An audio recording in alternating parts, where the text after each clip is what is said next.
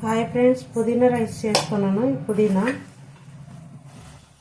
ఇదొక కట్ట పుదీనా తీసుకున్నా.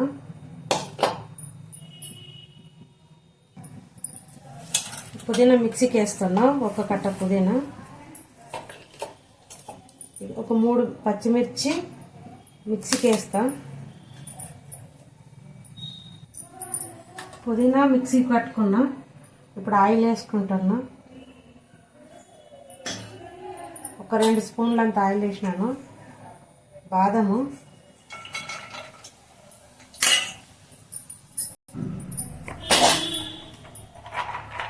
కొన్ని పల్లీలు, జీలకర్ర, ఆవాలు,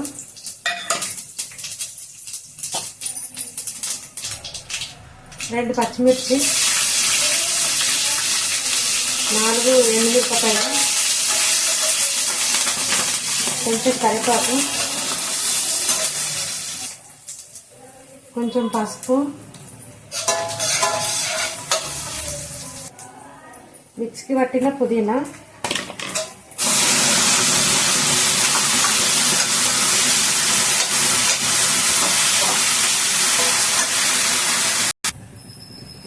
కొంచెం కారం వేస్తున్నాను.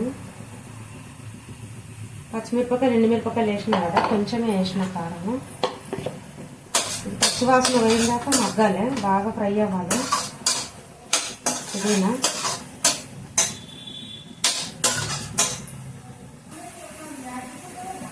దీనికి సరిపోయినంత ఉప్పు వేస్తున్నా.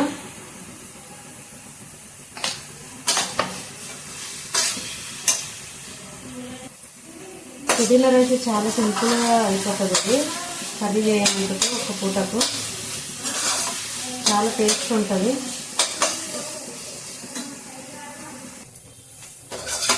ఇది మంచిగా పుదీనా ఫ్రై అయ్యింది, మగ్గిపోయింది మంచిగా, పచ్చివాసన అంతా పోయింది.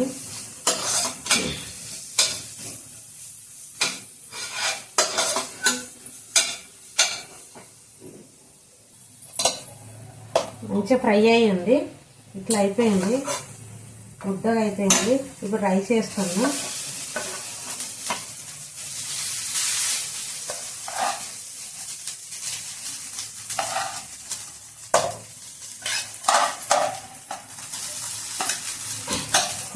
రైస్ వేస్తే మెత్తగా అవుతుంది. కొంచెం రైస్ పొడి పొడి చేయాలి, చల్లగా చేసి వేసి బాగా కలుపుకొని. ఇప్పుడు జీడిపప్పు నూనెలో ఫ్రై చేసి పెట్టినది వేసి బాగా కలుపుకొని.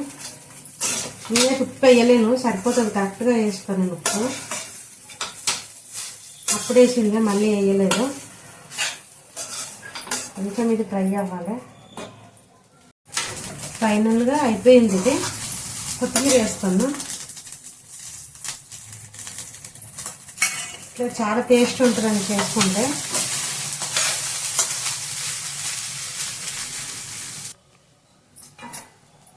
టేస్ట్ చూసి చెప్తున్నాండి.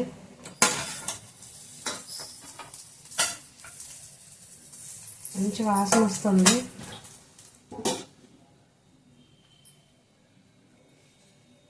పుదీనా రైసు, బాదం పప్పు మంచిగా వేయించి పెట్టాలి.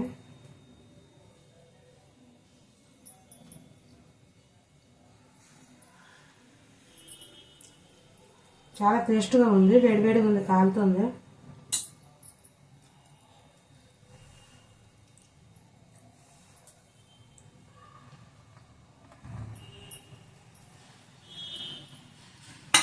సూపర్ ఉందండి, బాగుంది. మీరు కూడా ట్రై చేయండి. బాయ్.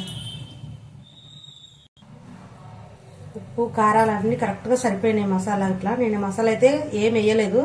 2 పచ్చిమిరపకాయలు అంతే వేసినా, ఇంకేం వేయలేదు. 2 మిరపకాయలు, పచ్చిమిరపకాయలు, కొన్ని లైట్గా కారము. చాలా టేస్ట్గా వచ్చింది.